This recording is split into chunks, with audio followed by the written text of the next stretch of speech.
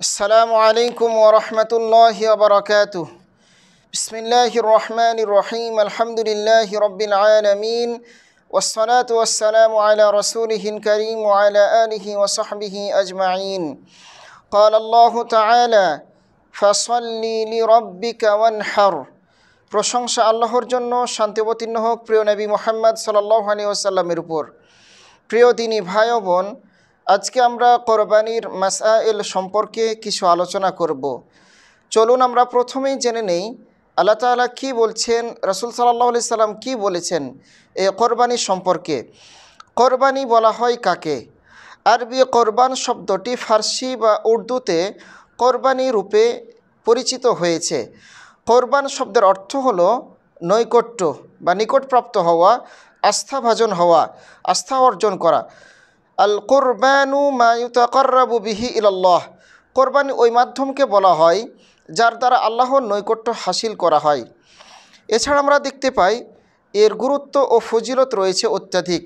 আল্লাহ তাআলা বলছেন ফাসল্লি লিরাব্বিকা ওয়ানহার। হে রাসূল সাল্লাল্লাহু আলাইহি সাল্লাম, আপনি আপনার রবের নামে সলাত আদায় করুন এবং কোরবানি করুন। চলুন আমরা দেখে নেই যে এই কোরবানির সম্পর্কে কি বলা হয়েছে, এর উদ্দেশ্য। এর উদ্দেশ্য হলো তাকওয়াল্লাহি আযজা ওয়া জাল্লা, আল্লাহ ভীতি অর্জন করা। যেমনটা আল্লাহ বলছেন লা ইয়ানালাল্লাহা লুহুমুহা ওয়ালা দিমাউহা ওয়ালাকিন ইয়ানালুহুত তাকওয়া মিনকুম।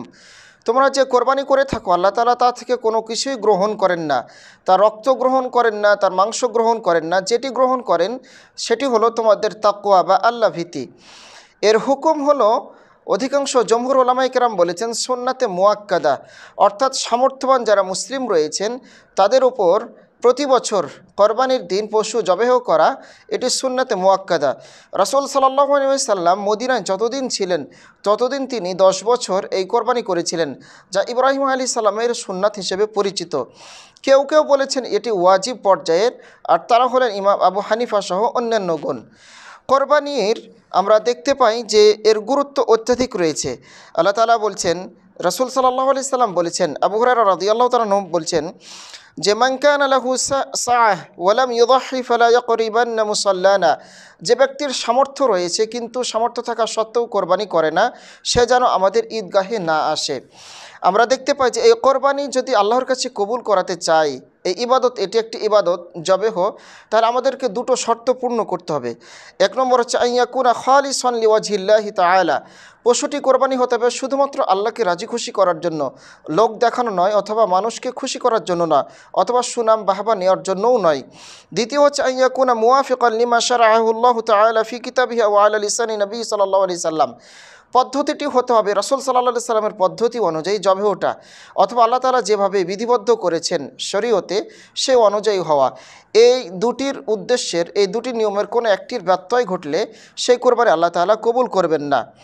এই দশকের মধ্যে কোরবানির আমল শ্রেষ্ঠ আমল আল্লাহ রাসূল সাল্লাল্লাহু আলাইহি সাল্লাম যা আমাদেরকে জানিয়েছেন। আমরা দেখতে পাই যিনি কোরবানি করবেন তার কতিপয় বিধিনিষেধ মানা আবশ্যক। যেমন তিনি কোরবানির জন্য যে জিলহজের চাঁদ উঠে যায় তখন থেকে তিনি আর তার চুল, নখ ইত্যাদি কাটবেন না। রাসূল সাল্লাল্লাহু আলাইহি সাল্লাম বলছেন, তোমাদের মধ্যে যারা কোরবানি দেওয়ার ইচ্ছা পোষণ করে জিলহজের চাঁদ ওঠার আগ পর্যন্ত তারা যেন পরিষ্কার পরিচ্ছন্ন হয়ে যায়। চাঁদ উঠে গেলে তারা যেন আর তার অবাঞ্ছিত লোম অথবা নখ, চুল ইত্যাদি না কাটে। আর যারা কোরবানি দিতে অক্ষম তারা যদি নেক নিয়তে খালেস অন্তরে এগুলো কাটা থেকে বিরত থাকে, আল্লাহ তাআলা তাদেরকে কোরবানির সমপরিমাণ সব দান করবেন। এজন্য আমাদেরকে আমলটি করা দরকার। এই দশকের মধ্যে রয়েছে আরাফার দিনের সিয়াম, অর্থাৎ যেদিন হাজিরা আরাফার ময়দানে অবস্থান করেন আমাদের জন্য উচিত হল এই দিনের সিয়াম পালন করা। কেননা আল্লাহ রাসূল সাল্লাল্লাহু আলাইহি সাল্লাম বলছেন যে বিগত 1 বছর এবং অনাগত 1 বছর, এই 2 বছরের গুনাহ এই সিয়ামের কাফারা হয়ে যায়, অর্থাৎ গুনাহ মোচন হয়ে যায়। ঈদাইনের জন্য তাকবীর নির্ধারণ করা, যখন আমরা ঈদের সলাত আদায় করি তখন আমরা যেন এই দিনে, অর্থাৎ ঈদের সলাতের আগে আমরা যেন এবং পরে আমরা যেন তাকবীর পাঠ করি। তাকবীর মোট 23 অক্ত, আর তা হলো 9 জিলহজ ফজর থেকে নিয়ে 13 জিলহজ আসর পর্যন্ত মোট 23 অক্ত আমরা তাকবীর পাঠ করব। ফরজ নামাজের পরে 2-3 বার করে। তাকবীর হলো আল্লাহু আকবার, আল্লাহু আকবার, লা ইলাহা ইল্লাল্লাহু, আল্লাহু আকবার ওয়ালিল্লাহিল হামদ। এছাড়াও অন্যান্য তাকবীর রয়েছে। ঈদাইনের সকাল, ঈদের দিন আমরা ঈদুল আজহার দিন খুব সকাল সকাল আমরা সালাত আদায় করব। রাসূল সাল্লাল্লাহু আলাইহি সাল্লাম ঈদুল ফিতরে একটু দেরি করতেন, যেহেতু সেখানে কোনো কোরবানি নেই, আর ঈদুল আজহা একটু তাড়াতাড়ি করতেন। ঈদুল আজহার দিন রাসূল সাল্লাল্লাহু আলাইহি সাল্লাম না খেয়ে ঈদগাহে যেতেন, আর ঈদুল ফিতরের দিন বেজোড় সংখ্যায় খেজুর বা অন্যান্য কিছু খেয়ে তিনি ঈদগাহে যেতেন। আমরা এই আমলটাও করব। মহিলাদেরকে আমরা ঈদের সলাতে অংশগ্রহণ করাবো, ঈদের আনন্দে, ঈদের দোয়ায়।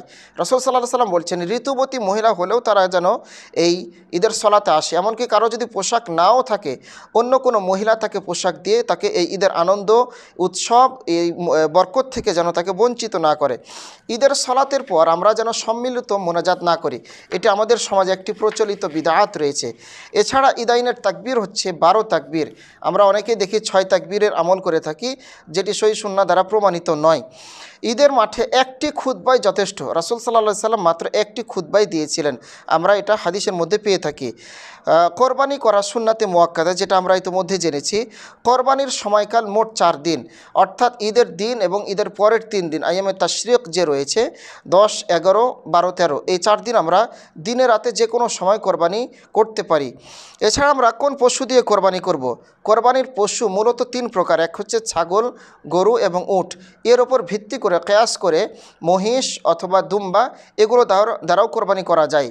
মহিষ, দুম্বা, উট এগুলোতে একাধিক ভাগে কোরবানি দেওয়া যায়। যেমন আপনার উটে 7 ভাগ, কেউ কেউ 10 ভাগ বলেছেন, গরুতে 7 ভাগ, মহিষে 7 ভাগ। এছাড়া ছাগল একটা পরিবারের জন্য 1 ভাগ, এটি কোরবানি দেওয়াই শরিয়া সম্মত। 4 ধরনের পশু কোরবানি করা নাজায়েজ। 1 নম্বর হলো যেটা স্পষ্ট খোড়া, দ্বিতীয় স্পষ্ট কানা, তৃতীয় স্পষ্ট রোগী ও জীর্ণশীর্ণ, চতুর্থ কেনার আগেই অর্ধেক কান কাটা, লেজ কাটা, কান ছিদ্র অথবা হাড্ডি সার, কঙ্কাল সার হওয়া, এরকম পশু দ্বারা কোরবানি করা জায়েজ নয়। রাসূল সাল্লাল্লাহু আলাইহি সাল্লাম কোরবানি দিতেন 2টি মোটা তাজা হৃষ্টপুষ্ট পশু দিয়ে। আমরা দেখতে পাই কোরবানির জন্য উত্তম পশু হলো মুসিন্নাহ, আর মুসিন্নাহ হলো উট 6ষ্ঠ বছরে পদার্পণকারী, গরু 3য় বছরে পদার্পণকারী, আর ছাগল হচ্ছে 2য় বছরে পদার্পণকারী। রাসূল সাল্লাল্লাহু আলাইহি সাল্লাম আরও বলছেন যে আপনার কোরবানির সাথে আকিকা এটার কোনো সম্পর্ক নেই। যদি আকিকাটা কোরবানির দিন 7ম দিনে হয় তাহলে দেয়া যেতে পারে, কিন্তু বাকি আকিকা কোরবানির সাথে সাথে এটা দেয়া রাসূল সাল্লাল্লাহু আলাইহি সাল্লাম সাহাবী থেকে কোনোভাবেই প্রমাণিত নয়। জবেহর সময় আমরা যে দোয়া পাঠ করব, বিসমিল্লাহি আল্লাহু আকবার, অবশ্যই আমাদেরকে এটা পাঠ করতে হবে। জবেহ করার সময় যেন আমাদের এই ধারালো অস্ত্রটা যেন, ছুরি, চাকু ইত্যাদি এগুলো যেন ধারালো থাকে, সেটা আমরা খেয়াল করব, যাতে পশু কম কষ্ট পায়। এছাড়া পশু জবেহের সময় আমরা কেবলামুখী হব। এছাড়া আমরা পশু জবেহের সময় তার শেষ নিঃশ্বাস ত্যাগ না করা পর্যন্ত কোনো হাড্ডি, চামড়া ছিলাবো না অথবা পা আমরা কাটাকাটি করব না, কারণ এটা হারাম পর্যায়ের হয়ে যায়। জবেহের সময় আমরা খেয়াল রাখব তার যেন কণ্ঠনালী কেটে যায়, শ্বাসনালী কেটে যায়, এছাড়া তার যেন শাহরগদ্বয় কেটে যায়। মৃত ব্যক্তির পক্ষ থেকে কোরবানি দেওয়ার কোনো সহি হাদিস নেই, যেমনটি রাসূল সাল্লাল্লাহু আলাইহি সাল্লাম তার ওয়াইফ মারা গিয়েছিল আগে, তার চাচা মারা গিয়েছিল, তাদের পক্ষ থেকেও কোরবানি করেননি, এমনকি তারা তার কাছে অত্যন্ত আপনজন ছিলেন। এছাড়া কোরবানির গোশত ক্রয় বিক্রয় নিষিদ্ধ করা হয়েছে। গোশত বন্টন আমরা 3 ভাগে ভাগ করতে পারি এবং ইচ্ছামতো আমরা সেটাকে রেখে খেতে পারি। কোরবানি পশু জবাই করার সময় যিনি কসাই রয়েছেন তাকে এর মাংস দিয়ে তার যে শ্রম মূল্য রয়েছে সেটা দেয়া যাবে না, অর্থাৎ আলাদাভাবে তাকে শ্রম মূল্য দিতে হবে। যদি তিনি অভাবী হন, দুস্থ, অনাথ, মিসকিন হন, তাহলে তাকে এই গোশত থেকে তার পরিবারকে খাওয়ার জন্য কিছু অংশ দেয়া যেতে পারে, কিন্তু পারিশ্রমিক হিসেবে তাকে দেয়া যাবে না। সমাজে ইদানিং একটা ফিতনা দেখা দিয়েছে যে কোরবানির বদলে মানুষ দান সাদাকা করে থাকে, যা মোটেও সমীচীন নয় এবং ইসলামে এটাই নাজায়েজ রয়েছে। কোরবানি রক্ত প্রবাহিত করা এই দিনে এটি আল্লাহর কাছে সবচেয়ে বেশি প্রিয় আমল। দান সাদাকা আপনারা সারা বছর করতে পারি, কিন্তু কোরবানির জন্য নির্ধারিত একটি মাস রয়েছে, নির্ধারিত দিন রয়েছে। এর রক্তগুলো এর আপনার গোশতগুলো আপনি নিজে না খেয়ে পুরোটা আপনি অভাবীদেরকে দিয়ে দেন, এটা এক পর্যায়ের দান। এর মাংস আপনি গরিব মিসকিন আত্মীয় স্বজনদেরকে নিয়ে খান, এভাবে আপনি দুস্থদের পাশে দাঁড়াতে পারেন। আমরা আল্লাহ তাআলার কাছে দোয়া করছি, আল্লাহ তাআলা যেন আমাদেরকে এই কোরবানির বিবিধ মাসাইলগুলো আমল করার তৌফিক দান করেন। আরেকটি মাসলা রয়েছে, ঈদের সালাতের আগে কোরবানির পশু জবেহ করা যাবে না। এটি নিষিদ্ধ। যদি কেউ ঈদের সলাতের পূর্বে কোরবানির পশু জবেহ করে, তাহলে সেটি কোরবানি নয়, সাধারণ পশু জবেহ হিসেবে লিপিবদ্ধ হবে।